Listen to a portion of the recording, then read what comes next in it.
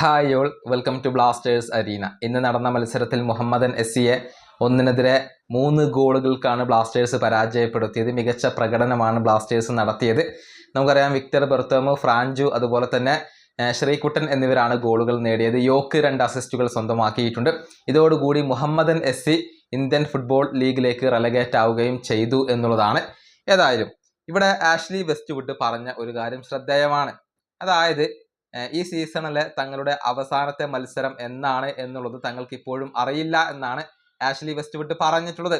ബ്ലാസ്റ്റേഴ്സിന്റെ അടുത്ത എതിരാളികൾ അഥവാ അവസാന മത്സരത്തിലെ എതിരാളികൾ FC ഗോവയാണ്. കൊച്ചിയിൽ വെച്ചുകൊണ്ടാണ് ആ മത്സരം നടക്കുക. പക്ഷേ ആ മത്സരത്തിലെ തീയതി ഇപ്പോഴും all India football federation confirm ചെയ്തിട്ടില്ല. അവസാന റൗണ്ട് പോരാട്ടങ്ങളുടെ തീയതികൾ ഇപ്പോഴും കൺഫേം ചെയ്യാൻ ഫെഡറേഷന് കഴിഞ്ഞിട്ടില്ല. ആഷ്ലി പറഞ്ഞത് ഇങ്ങനെയാണ്: ഞങ്ങളുടെ അവസാനത്തെ ഫിക്സ്ചർ ഇതുവരെ കൺഫേം ആയിട്ടില്ല.